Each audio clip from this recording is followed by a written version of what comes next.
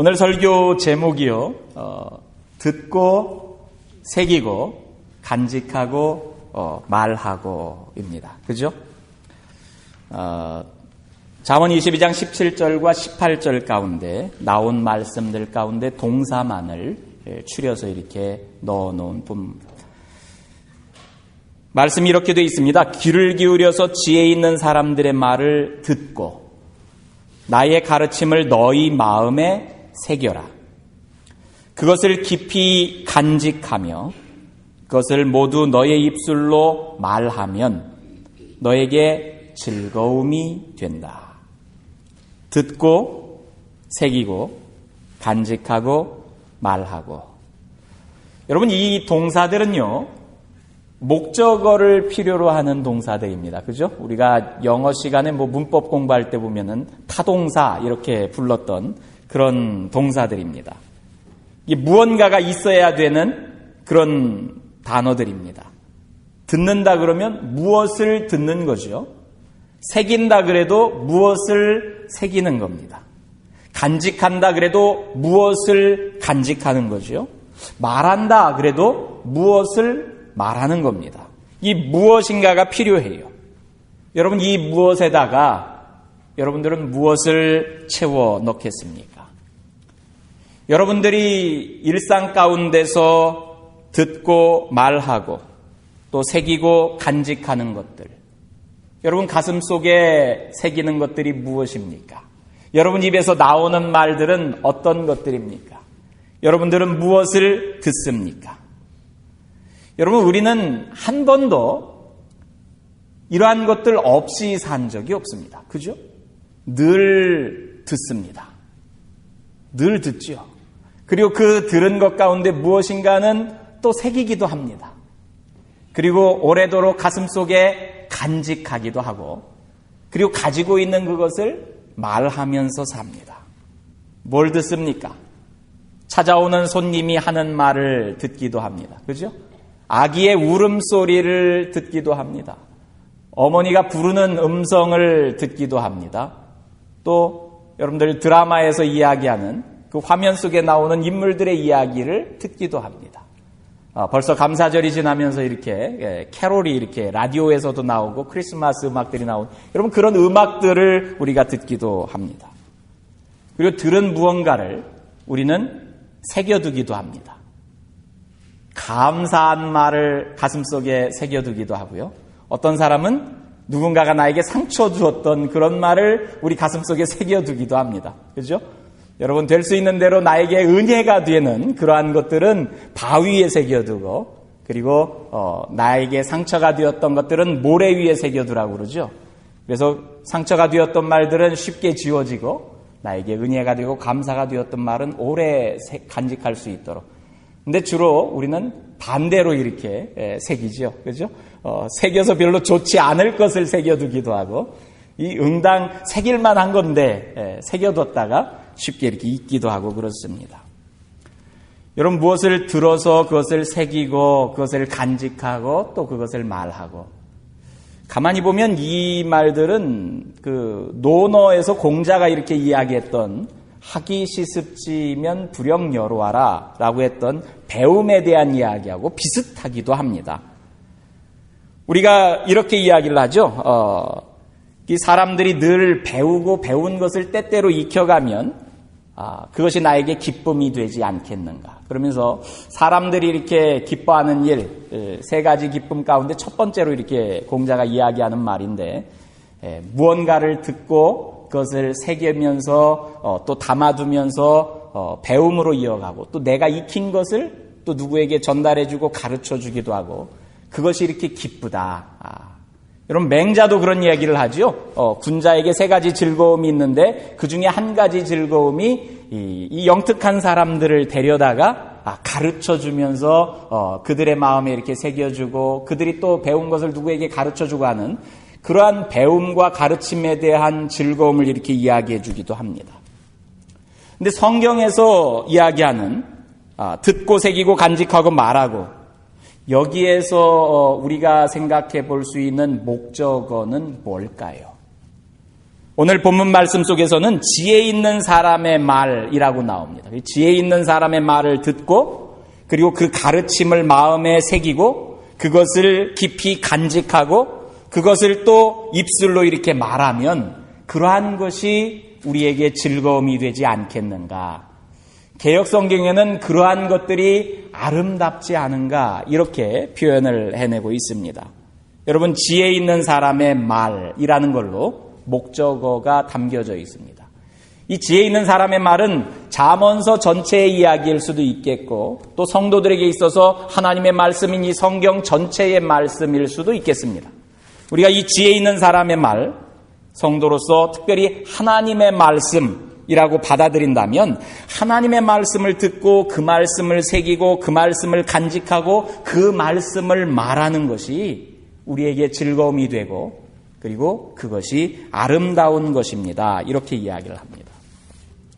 근데 여러분, 실제로 잠언서 22장 17절에서 말하고 있는 지혜 있는 사람의 말, 듣고 새기고 간직하고 말해야 될 그 목적어로 사용되어지는 것은 여러분 잠언 24장까지 뒤따라오는 그 말씀들의 한 덩어리를 의미를 합니다. 그럼 우리가 잠언을 1장에서 31장까지 이렇게 읽어가지만 여러분 그 가운데서 오늘 읽었던 이 말씀 22장 17절부터 시작해서 24장까지의 말씀은 그 전체 잠언 가운데서 하나의 덩어리로 이렇게 뭉쳐져 있는 그러한 말씀입니다. 그동안 읽었던 말씀들은 다 따로따로 조각조각 이렇게 떨어져 있는 말씀인데 오늘 우리가 읽었던 말씀부터 시작해서 24장까지의 말씀은 커다란 하나의 덩어리입니다. 각각에 있는 말씀들 같지만 그것을 마치 찰흙으로 이렇게 뭉쳐서 하나의 덩어리로 만든 것처럼 그와 같은 하나의 덩어리의 말씀이 들어가 있는데 그 덩어리 말씀 가운데 서두의 말씀과 같은 것이 오늘 우리가 본문으로 읽은 말씀입니다. 이 서두에 있는 말씀을 보면 그리고 24장까지의 말씀을 여러분들이 쭉 읽어가다 보면 대략적인 내용이 이렇습니다. 듣고 새기고 간직하고 말하십시오. 뭐를? 내가 주님을 의지하면서 살아갈 수 있도록 내가 알려주는 그것을 너는 듣고 새기고 간직하고 말해라. 내가 특별히 너에게 30개의 교훈을 알려줄 텐데 그 교훈을 듣고 새기고 간직해서 다른 사람들에게 알려줄 수 있도록 해라. 이런 말씀입니다. 그리고서는 그 뒤에 30개의 지혜의 말씀이 뒤따라서 나옵니다. 여러분들이 만일 세번역 성경을 이렇게 가지고 계신 분들은 본문 말씀을 열어보면 우리가 읽은 말씀 다음부터 1번, 2번, 3번 그래가지고 30번까지 번호가 매겨져 있습니다. 그러면서 30개의 단위의 교훈의 말씀들이 그 가운데 담겨져 있어요. 이 이어지는 30개의 말씀들을 보면은요, 경제 생활에 대한 것들이 있습니다. 자녀 교육에 관한 말씀들도 있습니다. 또 지혜로부터 얻었던 지혜자가 사회 경제적으로 갖는 책임에 대한 말씀도 있습니다. 그리고 사귈 친구와 그리고 피해야 할 친구에 관한 그러한 말씀들도 담겨져 있습니다. 이러한 주제들로 엮어져 있는 30가지의 교훈이 그 가운데 이렇게 등장합니다. 근데 우리는 성경만 봐서 그것을 잘 모르지만 여러분 학자들은 여기에 등장하는 30가지의 교훈이라고 하는 것이 이 말씀이 기록된 것이 보통 솔로몬 시대 이렇게 얘기하니까 지금부터 3000년 전 시대지요. 근데 기록된 것이 3000년 전이지 사실은 그 전부터 이어져 오던 구전되어 오던 그러한 지혜들의 조각조각들을 모아놓은 거란 말이에요. 근데 이게 성경 속에만 등장하는 것이 아니라 그 옛날 고대 근동 지역에는 많이 돌아다니던 지혜의 말씀입니다. 그래서 이집트에 있는 어떤 책, 오래된 그 아멘호메테라고 이야기하는 그 지혜서를 봐도 비슷한 내용이 그 가운데 이렇게 담겨져 있어요. 이게 무엇을 의미하냐 그러면 세상에는 여러 가지 지혜의 소리들이 이렇게 있습니다. 이집트에도 오래전부터 내려오던 지혜의 소리들이 있고 한국에도 오래전부터 이어오던 속담이나 격언과 같은 지혜 소리들이 있습니다. 여러분, 모든 민족들마다 자기들이 가지고 있는 오래된, 이게 좋은 가르침이야 하는 그 지혜의 소리들이 이렇게 이어져 내려오는데, 그런 것들을 전해주면서 성경은 거기에다가 한 가지, 하나님을 의식하라고 하는 그 관점을 보태어서 세상의 지혜들을 바라보도록 합니다. 세상학자는 성경에 있는 이 지혜서의 말씀이 가만히 보니까 이집트의 오래된 문헌에 있는 말씀하고 별반 차이가 없네, 이렇게 세상 사람들이 이야기하면서 성경을 낮추어 보는 그런 사람들이 있습니다. 그런데 더 자세히 가만히 들여다보면 똑같은 지혜의 말씀인데도 이유와 까닭이 다릅니다. 예를 들면 이런 게 있습니다. 우리가 읽은 말씀 뒷부분에 보면 22장 22절에 가난하다고 해서 그 가난한 사람에게 함부로 빼앗지 말고 고생하는 사람을 법정에서 압제하지 말아라, 이런 가르침이 있어요. 가난한 사람을 함부로 대하지 말고, 가난한 사람의 것을 빼앗지도 말고, 가난한 사람을 법정에서 이렇게 함부로 압제하지도 말아라. 여러분, 이런 가르침은 어디에서나 이렇게 찾아볼 수 있는 가르침입니다. 가난한 사람들에게 잘해줘야지. 사람뿐입니까? 불쌍한 사람들에게 잘해주고, 불쌍한 다른 생명들에게도 잘해주고. 여러분, 한국의 동화 같은 데서도 흥부놀부 보면은 제비가 다리가 부러져서 불쌍한데 흥부가 그 다리를 이렇게 고쳐주는 그런 이야기가 나오죠. 이야기 속의 이야기지만 그게 긍휼히 여기는 마음들이 그 가운데 담겨져 있는 거예요. 그죠? 그런데 성경에서는 이러한 것에 대한 왜 그렇게 해야 되는데 하는 이유를 이렇게 답니다. 그 다음 절인 23절에 보면 주님께서 그들의 송사를 맡아주시고 그들을 노략하는 사람의 목숨을 빼앗으시기 때문이다. 그러니까 세상적인 지혜를 갖고서 이야기하는데도 왜 그래? 주님께서 가난한 사람들의 편이기 때문에 그래. 이런 이야기들을 보태어서 하는 거예요. 이건 하지 마. 왜 그래? 그러면 하나님께서 그걸 싫어하시기 때문에 그래. 이런 식으로 여러분, 하나님의 관점이 세상의 지혜처럼 보이는 것에 다 하나하나 이렇게 관여되어 있는 거예요. 이게 성경이 우리에게 전해주는 지혜의 말씀 가운데 하나입니다. 24장 17절에 보면 이 맥락 가운데 이제 마지막 부분에 있는 말씀이죠. 이런 말씀이 있습니다. 원수가 넘어질 때 즐거워하지 말고 그가 걸려서 쓰러질 때 마음에 기뻐하지 말아라. 그럼 세상적인 가르침들도 그러죠. 물론 세상 가운데도 그거 쌤통이다 이렇게 이야기하는 사람들도 이렇게 있지만, 그러나 여러분, 세상에서 웬만한 교양과 인격을 갖춘 사람들도 그 원수라고 해서 그 잘못되어진 것을 가지고 기뻐해서 되겠냐, 그냥 불쌍히 여겨야지, 이런 생각들이 이렇게 같이 합니다. 근데 성경도 그와 같은 가르침을 가져다 주면서 뭐라고 뒤에 부연적인 설명을 붙이냐면, 주님께서 이것을 보시고 좋지 않게 여겨서 그 노여움을 너의 원수로부터 너에게로 돌이키실까 두렵기 때문이다. 여러분, 원수가 잘못되는 것을 보면서 그것을 기뻐하는 것이 좋지 않다, 그러지 말아라 가르쳐준 다음에 이유로 뒤따라오는 것이 하나님이 그것을 좋지 않게 생각한다, 그런 것이요. 여러분, 이것을 종합해보면 듣고 새기고 간직하고 말하는 것들, 여러분, 우리의 삶 속에서는 그 대상이 되는 것이 얼마나 많아요. 우리가 듣는 것이 얼마나 많습니까? 성도라고 해서 여러분 설교만 듣고, 성도라고 해서 하나님의 말씀만 보고, 성도라고 해서 하나님의 말씀만 가슴에 새기는 게 아니잖아요. 오늘 얼마나 많은 가르침들이 우리 주변에서 우리에게 홍수처럼 이렇게 쏟아져 나옵니까? 여러분, 성도라고 해서 꼭 성경책만 읽습니까? 아니요. 세상 가운데 있는 많은 다른 책들도 우리가 같이 읽잖아요. 어떤 때는 잡지도 들여다보고, 어떤 때는 소설도 들여다봅니다. 어떤 때는 시를 이렇게 들여다보기도 하고, 그럼 어떤 때는 TV 드라마에서 하는 이야기를 들여다보기도 합니다. 다른 사람이 하는 이야기를 듣기도 하지요. 여러분, 성도라고 해서 늘 목사의 이야기만 듣는 게 아니잖아요. 도리어 다른 이야기들이 훨씬 더 많지요. 그 이야기들은 다 우리가 버릴 것이냐? 그렇지 않아요. 다른 이야기들 가운데서도 우리가 취사 선택해서 우리의 것으로 삼을 수 있는 것들이 많이 있습니다. 그런데 그 가운데 기준이 되어야 되는 것이 하나 있다는 거예요. 그게 뭐예요? 하나님입니다. 하나님을 의식해야 한다는 것이죠. 성도는 하나님을 경외하면서 어떤 것을 듣고 새기고 간직하고 말할 때마다 하나님이 그 가운데 함께 여러분 우리의 마음 가운데 머물고 우리가 듣는 것 가운데서도 그분이 함께 있어야 하는 것, 그것을 오늘 성경이 이렇게 가르쳐 줍니다. 특별히 지혜 있는 사람의 말이라고 하는 것을 우리가 하나님의 말씀이다 이렇게 생각할 때 한 구절 한 구절 들여다보면 거기에서 우리에게 다가오는 의미들이 새롭게 이렇게 더 완전한 모습들을 이렇게 안겨다 주기도 합니다. 여러분 17절에 보면 귀를 기울여서 지혜 있는 사람의 말을 듣고 그랬죠.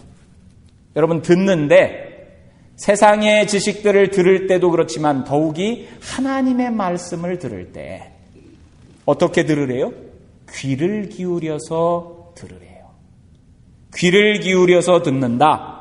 귀를 기울인다라고 그랬는데 여러분 이게 히브리어로 이렇게 그 말씀 단어를 이렇게 살펴보면 귀를 기울인다는 말이 귀를 펴서 들어라 이런 말로 되어 있어요.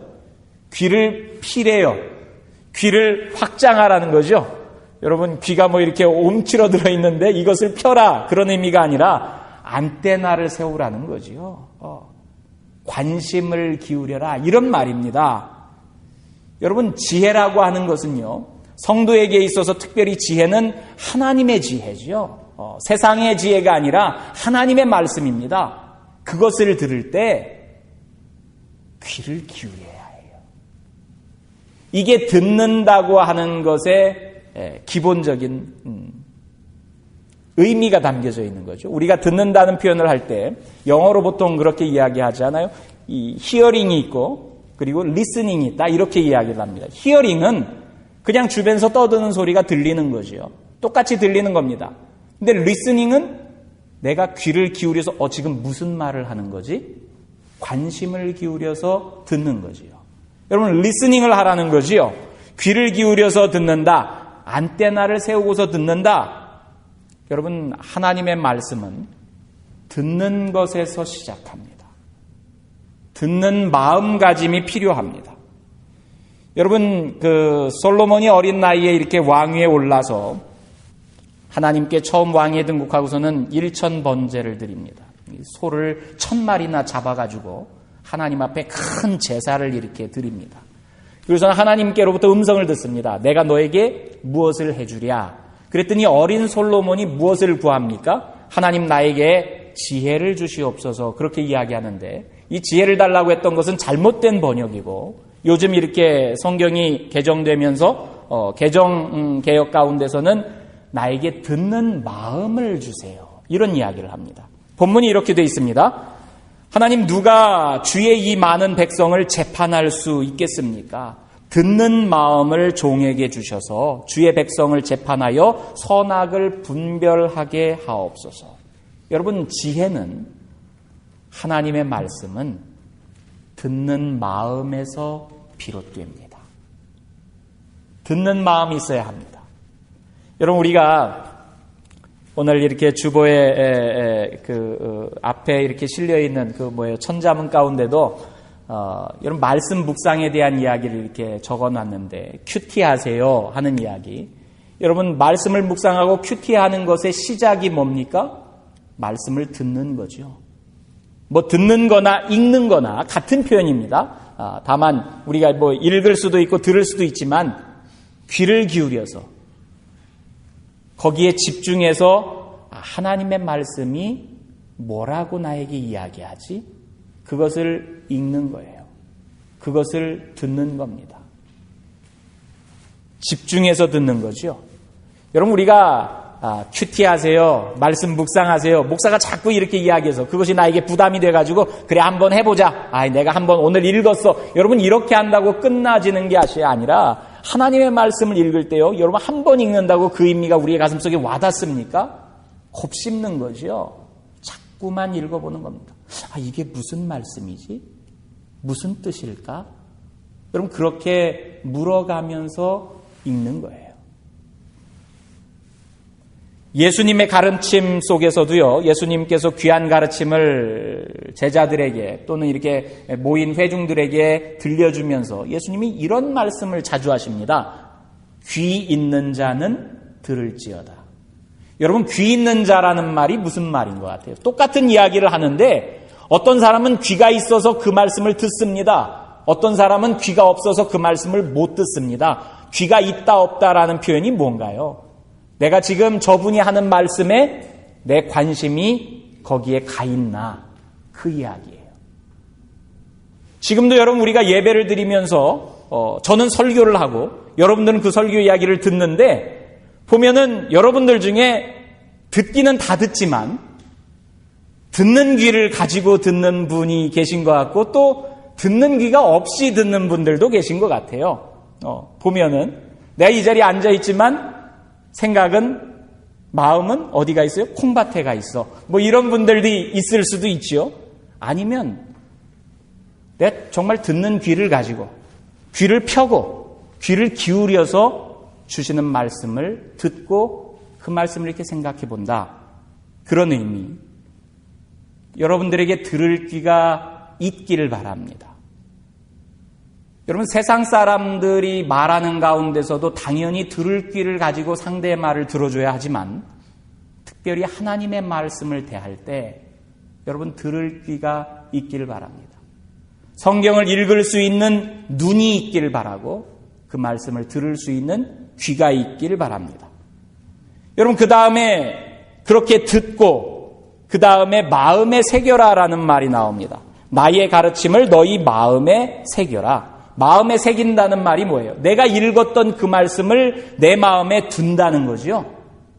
읽고서 그냥 지나가는 게 아니라 여러분, 한 구절의 시를 읽고서 그 시를 자꾸 음미하면서 이게 무슨 뜻이지? 이 속에 어떤 의미들이 담겨 있을까? 이렇게도 생각하고 저렇게도 생각하고 그러는 것처럼 여러분, 내가 들었던 그 말씀, 읽었던 그 말씀을 자꾸만 숙고하는 거죠.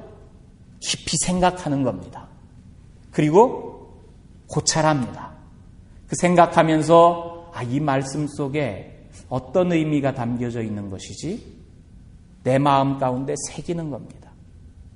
여러분, 새긴다는 게 뭐예요? 끌이나 정 같은 걸로 돌에 글씨를 새긴다. 그럴 때 우리가 쓰는 표현이 새기는 거잖아요. 말씀을 내 마음에 새긴다. 새기기 위해서 우리는 어떤 말씀을 암송하기도 하고 되뇌이기도 하고 그래서 쉽게 잊어버리지 않도록, 내가 읽었던 말씀인데 금방 여러분 날아가 버리지 않도록.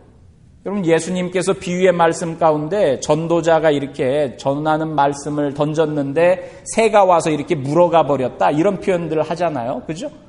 새가 와서 물어가 버렸다는 게 뭐예요? 듣긴 들었지만 무슨 말씀인지 그 마음속에 남겨져 있지 않다는 이야기입니다. 그런데 마음에 새기랍니다.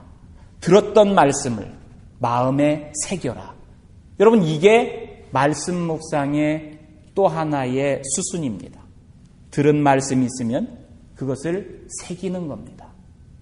새겨보세요.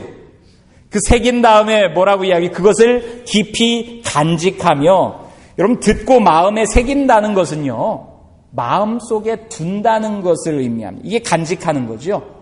개역 성경에는 너희 속에 그 말씀을 보존해라, 이렇게 표현되어 있습니다. 속에다가 말씀을 두어라. 우리 속에다가 말씀을 두래요. 이 속이라고 표현된 것이요, 원래 이렇게 히브리어 말에 보면은 뱃속에다가, 아이를 낳는, 생명이 자라는 그 자궁 속에다가 너희의 말씀을 간직해라. 여러분, 듣고서 내가 이렇게 뇌리 가운데 새겼던 그 말씀을 내 뱃속에다가 둔다. 여러분, 뱃속에다 둔다는 말은 어떤 겁니까? 내가 들었던 그 말씀을 내 것으로 소화해 나가는 거예요. 그죠? 소가 이렇게 음식을 먹고 나서 그것을 자기 것으로 완전히 소화하려면 자꾸만 꺼내서 되새김질을 합니다. 그죠? 되새김질하면서 씹고 또 씹고 자기 삶 속에 돌아봅니다. 그 말씀을 가지고 자꾸만 비추어 보는 거지요. 나에게 주셨던 말씀이 있으면 그 말씀을 사모하고 내가 어떻게 이 말씀을 지킬 수 있을까? 이 말씀이 은혜가 되는데 내가 어떻게 이 말씀대로 살 수 있을까? 내가 어떻게 그 말씀에 나를 비추어 보고 내가 이 말씀대로 행할 수 있도록 내 삶을 다시 한번 들여다보고 내가 그 말씀에 어긋난 것이 있으면 고쳐도 보고, 여러분, 이런 것이 그 말씀을 깊이 간직한다는 의미입니다. 하나님의 말씀을 들었어요. 이게 하나님의 말씀이구나. 그 말씀이 이거예요 하고서는 놓치지 않고 새겨둡니다. 그 새긴 말씀을 내 뱃속에 간직한다는 의미는 그 말씀과 함께 살아가는 의미입니다. 여러분, 말씀 속에서 나를 돌아다보고 그 말씀이 나를 조명해 갈 수 있도록. 그래서 그 다음에 나오는 30가지 이 교훈들 가운데서도 보면은 음란한 여인을 가까이 하지 말아라, 술 친구를 가까이 하지 말아라, 이런 표현들이 나옵니다. 그러면은 그 말씀을 내가 들었습니다. 그 말씀을 잊지 않고 기억합니다. 그리고서는 음란한 여인을 보면 멀리 하는 겁니다. 좋지 않은 친구를 보면 멀리 하는 거지요. 자녀를 이렇게 키워라 했던 그 말씀을 대하고 그 말씀을 기억하면 그 말씀대로 자녀를 양육해 가려고 노력하는 겁니다. 이게 간직하는 겁니다. 하나님의 말씀을 내가 내 속에 간직한다. 여러분, 이것을 이불 속에 끌어안고 잠을 잔다, 이런 의미가 아니라 이 말씀을 내가 기억하는 것은 새겨두는 것이고, 내 속에 간직한다는 것은 그 말씀을 비추어서 나를 바꾸어가는 거예요. 말씀과 내가 하나가 되도록. 여러분, 먹은 음식이 소화된다는 의미가 뭐예요? 그게 내 것으로 체화된다는 거죠. 내 몸의 일부가 되어지는 거죠. 우리가 들은 말씀이, 새겨진 그 말씀이 내 몸의 일부가 되어서 내가 말씀대로 살아가는 존재로 서도록 하라는 그 말씀이, 그것을 깊이 간직해라. 그래서 그 주셨던 말씀의 교훈을 간절히 추구할 대상으로 삼고 그 말씀을 항상 바라고 소망하라는 거지요. 그리고 그것을 마지막으로 뭐라고 이야기합니까? 너의 입술로 말해라. 너의 입술로 말해라. 여러분, 제가 대학에 처음 입학해서 이렇게 공부할 때 한국 사회가 한참 이렇게 민주화 열망이 있고 막 그냥 데모들을 하고 그때 이제 사회과학이라고 그래서 이제 그 공부들을 시키고 그런 과정들이 한참 이렇게 한국이 있었을 때예요. 그 80년대 이렇게 90년대 초반 그럴 때 이제 대학을 다녔는데, 고등학교 때까지는 학교에서 가르쳐 주는 것만 이렇게 배우잖아요. 선생님 가르쳐 준 걸 잘 외워가지고 그것을 잘 시험에 이렇게 답만 쓰면 되는데, 대학에 가니까 스스로 생각할 수 있는 힘을 길러줘요. 그동안은 공부하지 않았던 것들을 공부를 시키는데, 선생님들이, 교수님들이 이렇게 공부를 시키는 것보다도, 선배들이 공부를 시키죠. 근데 선배들이, 이렇게 후배들을 모아놓고, 책을 같이 읽고, 같이 토론도 하고, 그러는데 선배를 뭐라고 불렀냐면, 우리가 RP라고 불렀어요. RP. RP가 리프로덕터라는 말의 약자입니다. 리프로덕터가 뭐예요? 재생산하는 사람이에요. 그 선배도 1학년 때, 2학년 때 그렇게 배웠어요. 자기들 선배한테. 그리고서는 자기들이 생각할 수 있는 힘과 능력을 길러가지고 이제는 3학년, 4학년이 돼서 1학년, 2학년을 가르쳐 주어요. 여러분, 이게 RP입니다. 재생산하는 거죠. 오늘 하나님의 말씀을 들은 사람, 그 말씀을 가슴속에 새긴 사람, 그것을 체화해서 자기 것으로 간직한 사람이 마지막으로 하는 것이 그것을 입술에 담아서 전달해 주라는 거예요. 리프로덕터가 되라는 거죠. 재생산을 하라는 거랍니다. 여러분, 여러분들이 어떻게 예수 그리스도를 알게 되고 어떻게 하나님의 자녀가 되고 어떻게 교회의 일원이 되었습니까? 누군가가 여러분들에게 예수 그리스도를 알려주고 전달해주고 여러분들에게 전해준 사람이 있어서 그래요. 여러분, 교회는 이 일을 2000년 동안 해왔습니다. 내가 들은 예수 그리스도, 하나님께서 이 땅에 사람이 되어서 오셔서 내 죄를 대신 짊어지고 그분께서 나 대신 희생하시고 십자가에 달려 돌아가시면서 내 죄를 씻어주시고 그냥 죽으신 것만이 아니라 사망 권세를 이기시고 다시 살아나시고 우리에게도 부활의 소망을 주시고, 여러분 그 말씀을 나에게까지 전달해 주도록 2000년 전에 일어났던 그 일을 계속해서 듣고 그것을 말해주고 그것을 반복해 오기를 2000년 동안 해서 여러분 마지막 주자로 나에게까지 온 거예요. 여러분들에게까지 온 겁니다. 여러분, 우리는 그래서 이 말씀을 들을 때 우리가 하나의 과정 속에서 그냥 우리만 끝이면 끝이 아니라 여러분, 우리는 바통을 이어받은 겁니다. 귀를 기울여서 들었습니다. 누군가에게서 전해줬던 그 말씀을 들었습니다.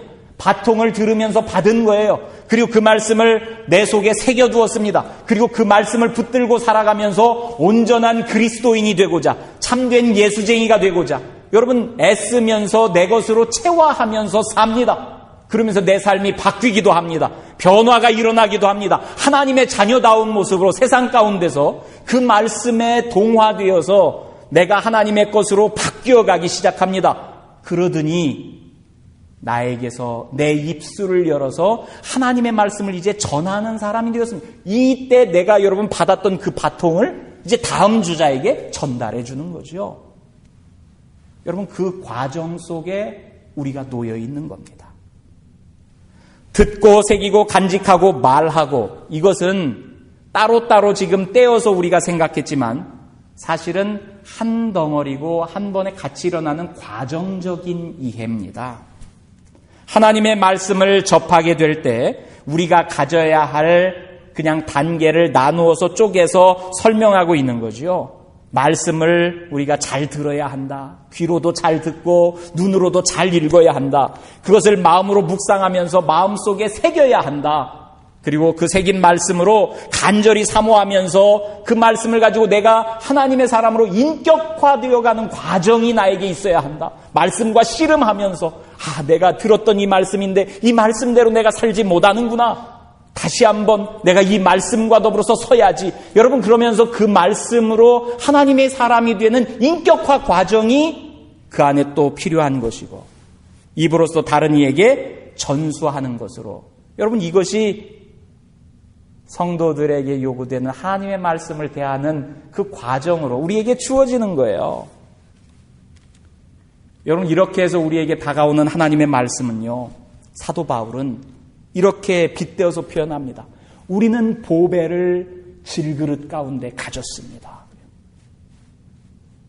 저나 여러분이 질그릇이라는 거죠. 이 질그릇이 뭐예요? 그냥 그 흙으로 그냥 막 이렇게 엉성하게 빚어가지고 막 쓰는 그릇 아닙니까? 별 볼 일 없는 그릇입니다. 우리는 개별적으로 한 사람 한 사람 보면은 사실은 별 볼 일 없는 그런 사람인데, 그런 질그릇 가운데 우리가 보배를 가졌습니다. 이 보배가 뭐예요? 말씀이 육신이 되어 우리 가운데 오신 예수 그리스도입니다. 여러분 그 보배를 우리가 가졌어요. 그 보배를 가진 덕분에 우리가 어떻게 되었어요? 질그릇에서 하나님의 자녀가 되었습니다. 여러분의 아버지가 하나님이십니다. 여러분 세상 사람들도 보면은요, 자기 아버지가, 육신의 아버지가 누구냐에 따라서 어떤 사람은 막 그냥 재기도 하고, 그죠? 어깨를 막 활짝 펴기도 하고, 우리 아버지가 말이야, 그런 사람들이 참 많잖아요. 그죠? 세상 사람들도 그런데, 근데 우리는 우리 아버지가 누구? 하나님이 우리 아버지. 제가 하나님이라고 한 것이 여러분 자신감이 없어서가 아니라 여러분 하나님이 우리 아버지래요. 이 세상을 지으신 분이 내 아버지래요. 여러분들 가운데 여러분 어깨를 움츠리고 살 이유가 없어요.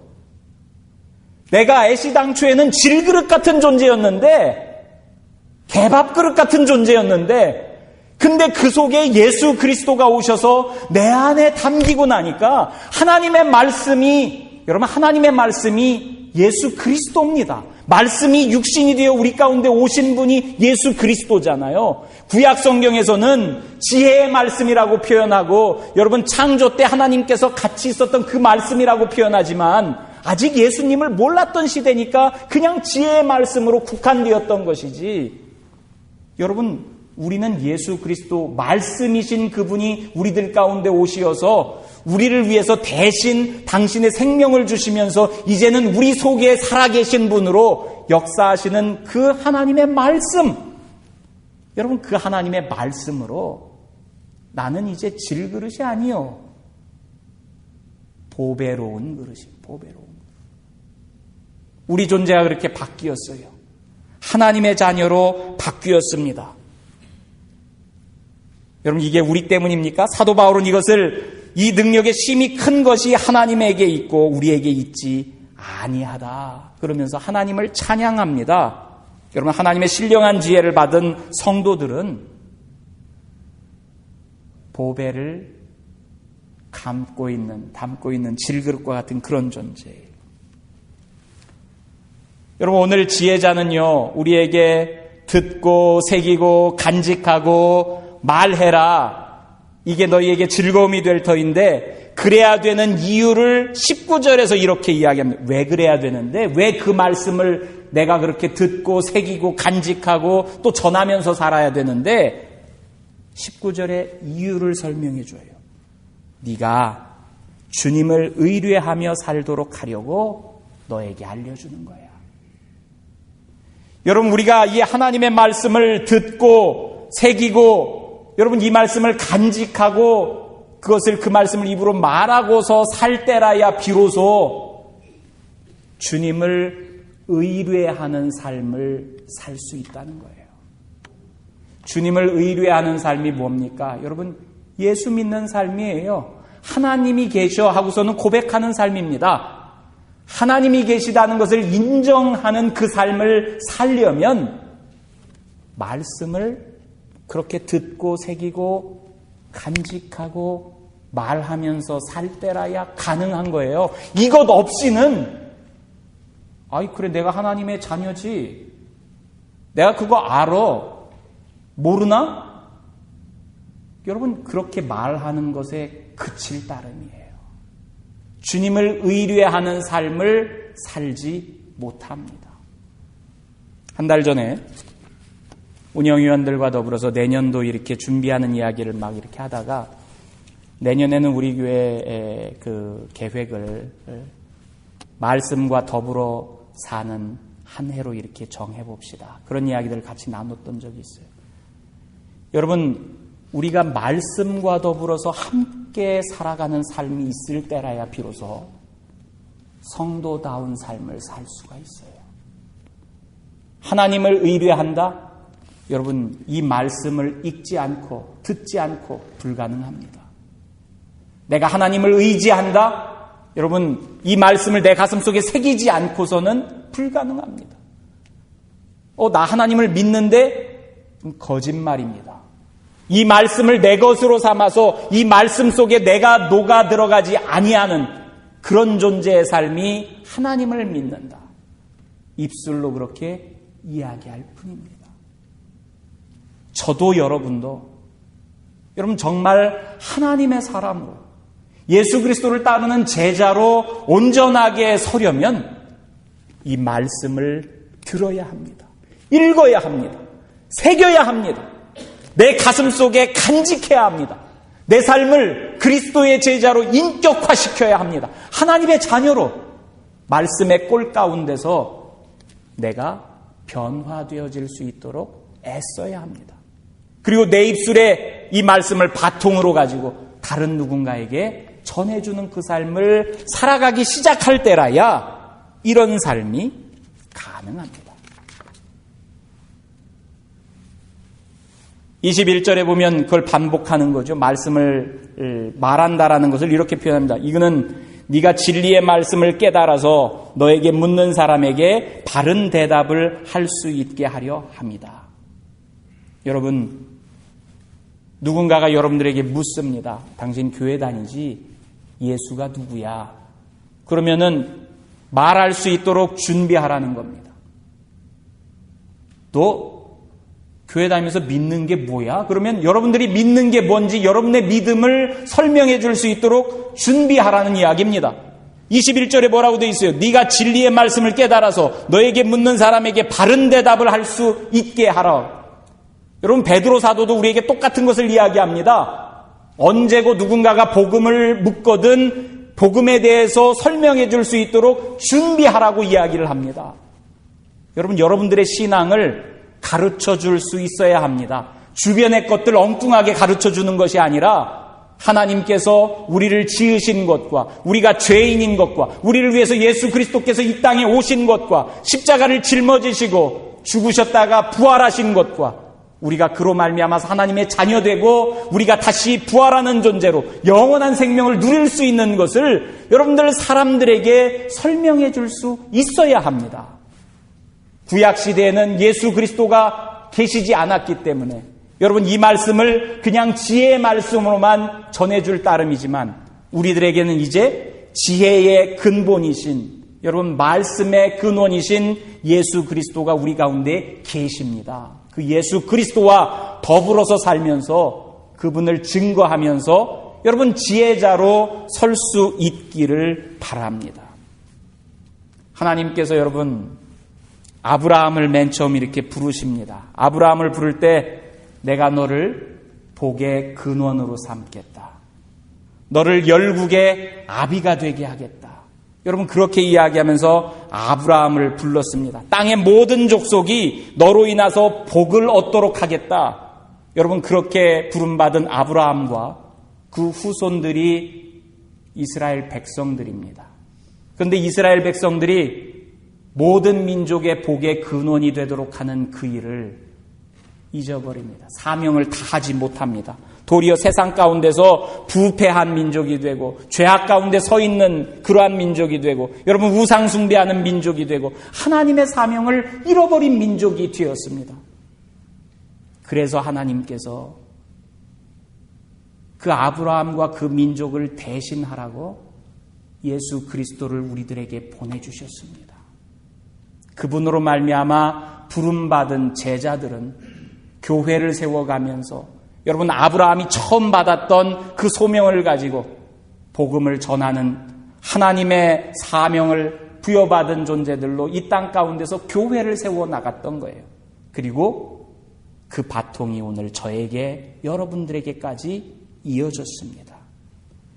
여러분, 우리는 왜 나 같은 분에게도, 나 같은 사람에게도, 여러분 같은 사람에게도 저 말씀을 듣게 하시고 새기게 하시고 간직하게 요구하고 있는지, 그리고 내 입술을 통해서 누구에게 이것을 전하라고 나에게 주시는지, 왜 나같이 부족한 자에게도 하나님께서 저와 같은 것을 요구하시는지 한번 생각해 볼 필요가 있어요.